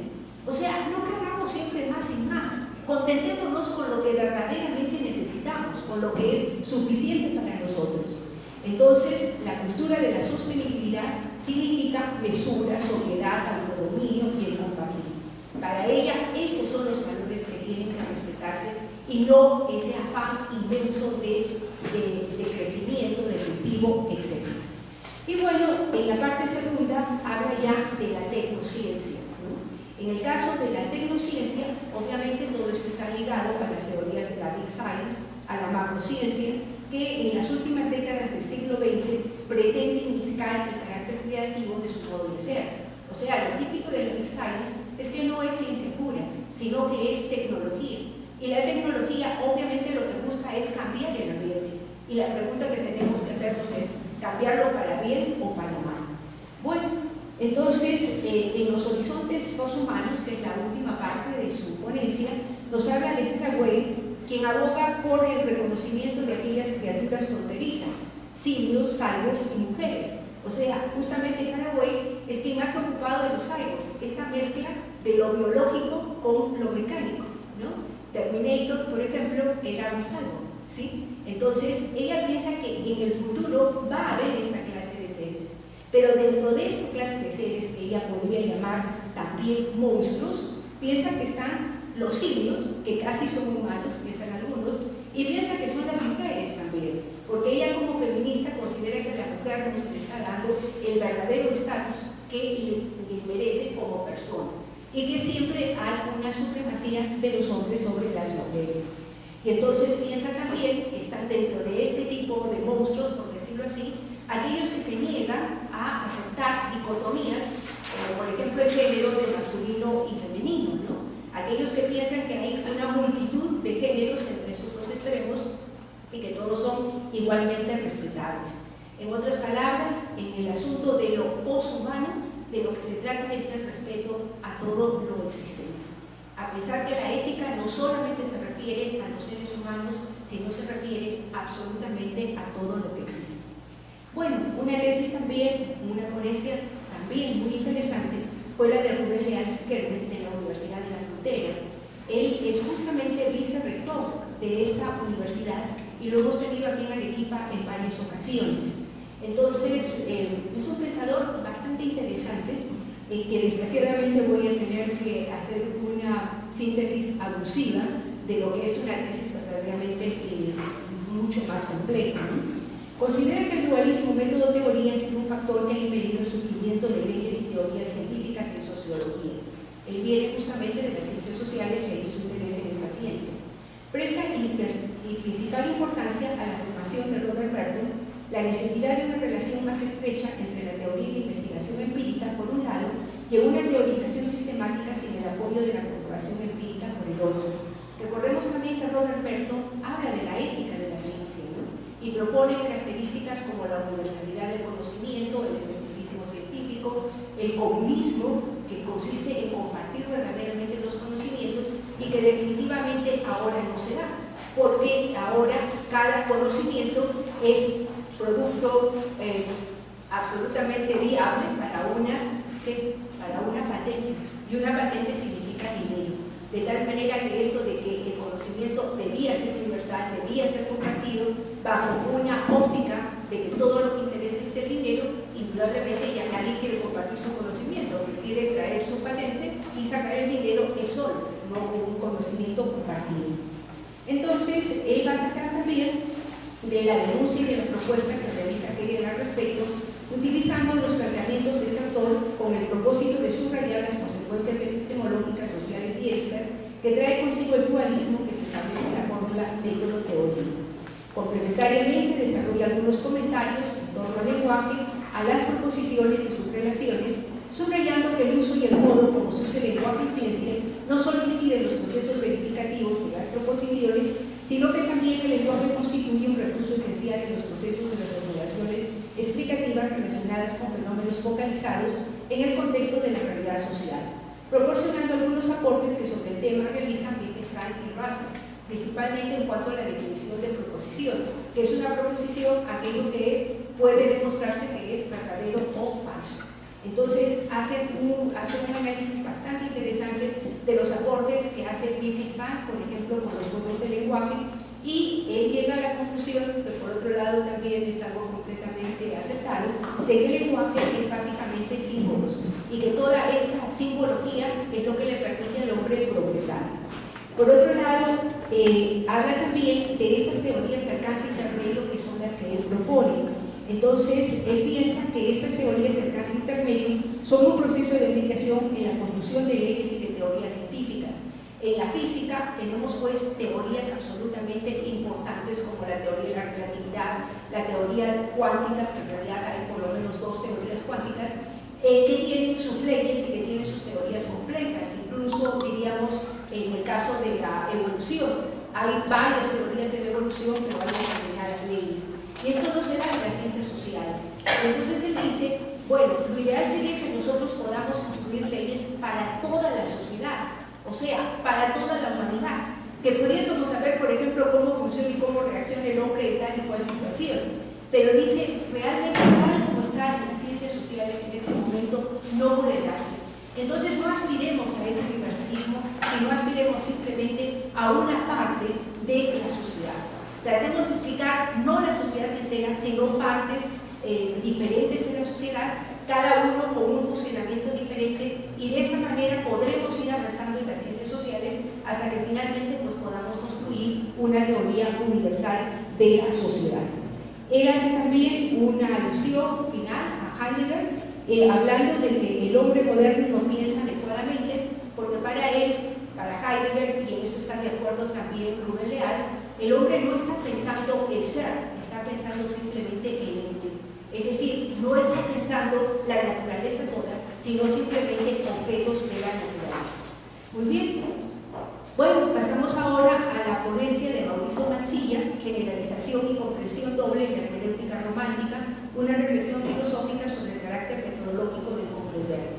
Aquí lo que quiere demostrar Mauricio Mansilla, basándose sobre todo en la obra de Schleiermacher, que este autor tiene todo un fuerte componente que le viene de una tradición romántica, una tradición romántica en la que no solamente es importante el pensamiento, sino el sentimiento. Entonces quiere comprender la hermenéutica de Schleiermacher a partir justamente de estas ideas románticas. Y por otro lado piensa que hablar de Schleiermacher es sumamente oportuno ahora, porque justamente se ha hecho una publicación de todas las obras de Schleiermacher. Sus alumnos habían tenido apuntes de sus conferencias y buscando por aquí y por allá han logrado pues, un corpus bastante interesante de toda la obra de este filósofo alemán. ¿Y qué es lo que él nos dice? De que antes se conocía este filósofo simplemente por las interpretaciones canónicas, ciertamente, que habían hecho de él por una parte Dilthey y por otra parte Gadamer, pero que ahora ya no tenemos que basarnos en lo que han dicho de Schleiermacher, sino que se puede leer el propio Schleiermacher. Y entonces él considera que hay un aporte muy significativo en la obra de Schleiermacher, en el sentido de que él considera que el problema de la traducción, tienen que tener en cuenta que ellos son sobre todo filólogos y que son especialistas en griego, y que es un problema traducir a Platón, aunque a Platón lo han traducido infinidad de veces, cada traductor le da un sello específico. Y entonces, ¿qué es lo que piensan acerca del acto de traducir? Para Schleiermacher es un acto ético verdaderamente, porque tiene uno que acercarse a la obra ajena con un profundo respeto, no con la idea de imponer en mi propio punto de vista o mi propio periodo histórico, sino para él es una obligación primero conocer la biografía del autor que se está traduciendo, conocerla a fondo y conocer todo el ambiente intelectual en que este autor se desarrolló. Solamente así, piensa él, nosotros podemos atrevernos a traducir su obra. Porque si es que nosotros no tenemos ese horizonte, lo único que vamos a hacer es traer ese autor a nuestro propio horizonte, cuando de lo que se trata es de que nosotros vayamos al horizonte del autor. Entonces, respecto de esto, a pesar de que él piensa que no solamente se debe traducir con la inteligencia, sino se debe traducir también con el corazón, y aquí tienen ustedes la influencia romántica de la que les hablaba, a pesar de esto, dice él, siempre una traducción y siempre una interpretación será eso, una, porque hay muchas traducciones y muchas interpretaciones posibles. Entonces lo que nos queda es un horizonte completamente abierto, pero él piensa que la actitud ética consiste justamente en este esfuerzo, primero de respetar lo ajeno y segundo de ponerle toda la inteligencia para conocer adecuadamente su biografía y el ambiente histórico en el que se desenvuelve y ponerle también ese corazón que tiene que ver con la parte del respeto y de la empatía que considera es absolutamente necesaria para lograr una interpretación correcta. Y luego tenemos la ponencia de José Mandíbil Macías Francés de la Universidad de Guanajuato, Complejidad, Tecnología, Economía y Derechos de Saskia Sassen. Este también es un filósofo bastante importante en México, es bastante considerado, ha publicado muchos libros y tiene un especial interés en las filósofas femeninas, ¿no? O sea, mejor dicho, en las filósofas mujeres, ya, por el género, por filósofas lo dicen, más que trabajar filósofos, él trabaja filósofos, ¿no?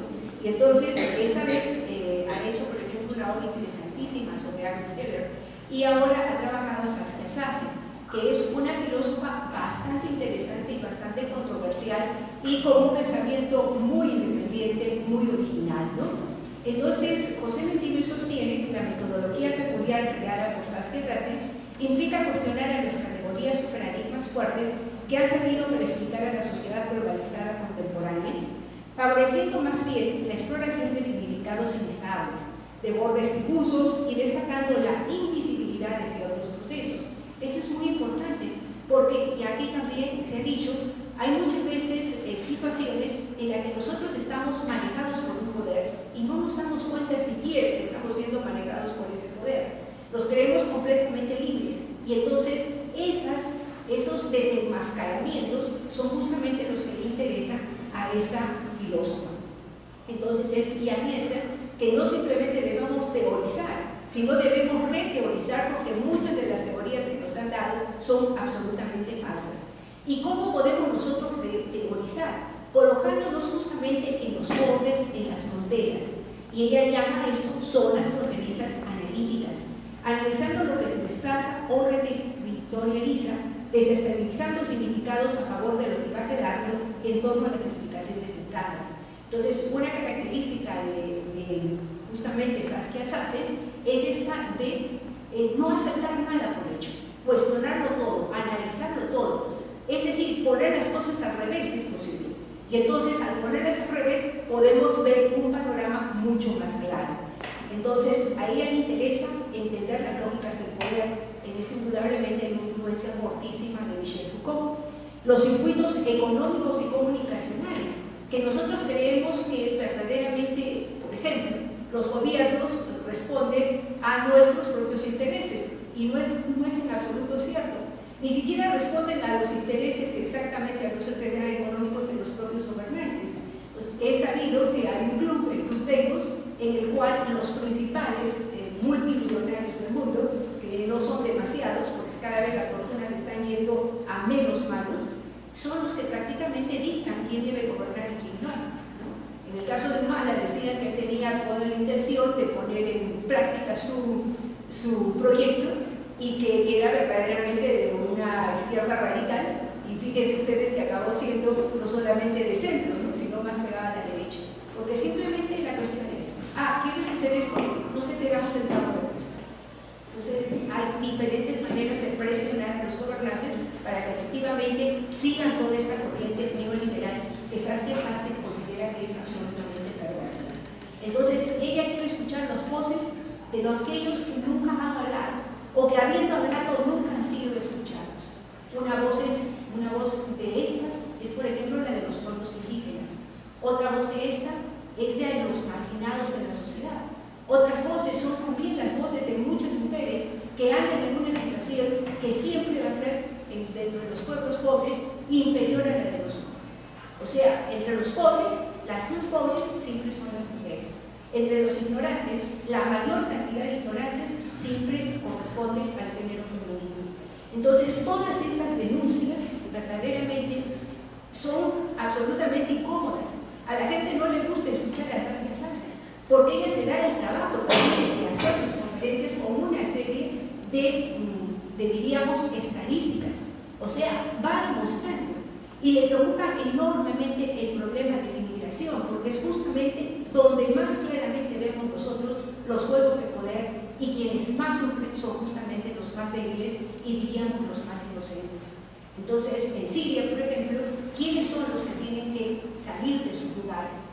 ¿Los que son poderosos? No, son justamente la gente esa civil que no tiene finalmente nada que ver con las cosas que se están jugando por encima de sus cabezas y bajando sus propias cabezas.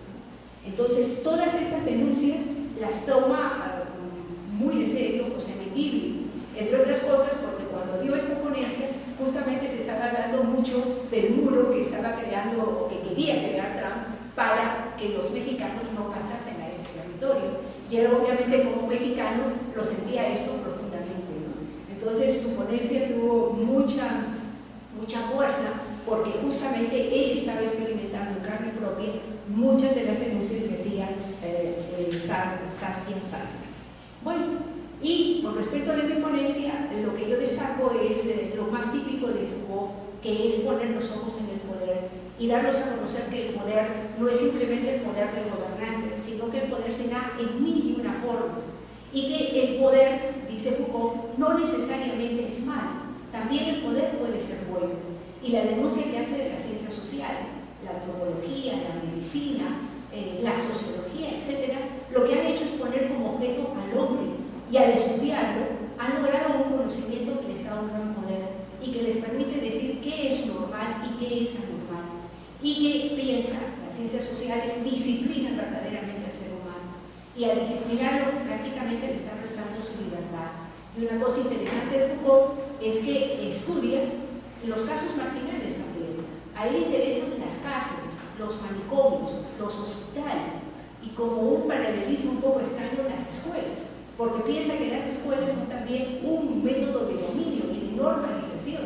Y mucho cuidado, ¿quién es el que dice que algo es normal o no es normal? Ese es el tremendo poder de las ciencias sociales. Esa es una denuncia clara que hacen, es una denuncia también que tiene que ver con la forma en que el mundo se está conduciendo. Recordemos también que Foucault no solamente hablaba, sino que también actuaba.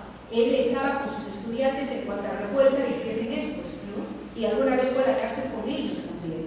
Entonces, a mí me ha interesado mucho Foucault desde el punto de vista de su influencia en el pensamiento feminista. Y efectivamente veo pues, que hay una influencia enorme, porque al hablar del poder, justamente desenmascara este hecho que para muchas mujeres es sencillamente la vida cotidiana, que el hombre las domine. Y entonces, si bien cada vez las mujeres vamos sintiéndonos mucho más y más independientes, no debemos olvidar que hay sectores femeninos que todavía van viviendo bajo un dominio tremendo, ¿no? Me interesa también la actitud de activismo que él tenía, porque justamente el feminismo, sobre todo en sus movimientos más radicales, es un movimiento activo que no permite que las personas digan simplemente, sino que también tomen acciones para justamente ir en contra de este tipo de dominación. Es interesante también el tema de los puntos de vista. O sea, Foucault en ningún momento dice yo tengo toda la razón y solamente soy yo el que tiene la razón. Al contrario, detesta a ese tipo de personas. Dice lo que yo pienso es esto y para mí es respetable. Y si tú piensas algo diferente, para ti también es respetable. Y finalmente, quien tenga la razón, eso no es algo que se pueda saber, porque todo está tan entretejido que a la larga uno tiene que vivir de acuerdo con sus convicciones. Una cosa también interesante de Foucault es que, habiendo perdido la confianza en el conocimiento, que es la verdad, habiendo perdido la confianza en la ética, porque para él la ética tradicional no sirve y hay multitud de éticas, encuentra que lo único a lo que puede afianzarse es justamente a la violencia. Y en eso acaba tratar de hacer de la vida una obra de arte.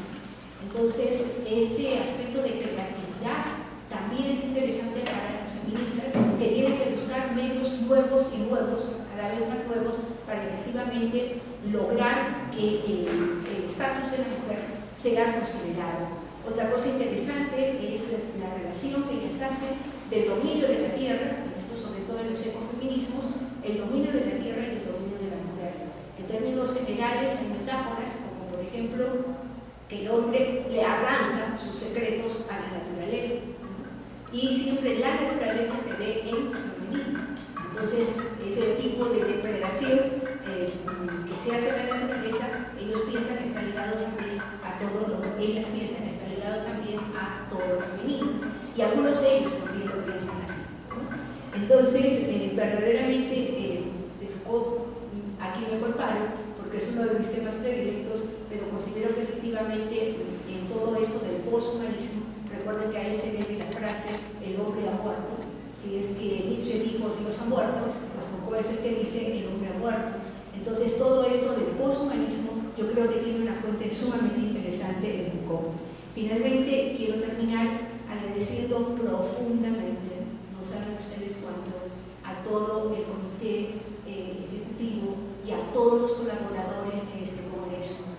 He tenido el mejor de los secretarios posibles en Wilmer Tapia, un excelente tesorera, Benito Diego, un excelente vocal, Lourdes Chávez, un comité científico de primera categoría con el doctor Oscar Barrera y el doctor Julián Flores, un comité editorial igualmente magnífico con Nardo Rosado, que la tenemos aquí presente, y con José Antonio Valdivia, y que hablar de todos aquellos profesores jóvenes, entre ellos Felsi, que está aquí, por ejemplo, que sencillamente no han tenido horario para trabajar con el Congreso. A todos y cada uno, a ustedes que asistieron, alumnos que colaboraron también de una manera tan eficaz, que todos nuestros invitados se han ido encantados con la hospitalidad del equipo. A todos ellos les debemos mucho y es un orgullo haber contado con su colaboración para un evento que ahora definitivamente ya creo que terminamos. Entonces, mil gracias a todos ustedes y buenas noches, aunque los invitamos a un ágape que les rogamos nos acompañe pese a lo avanzado de la hora.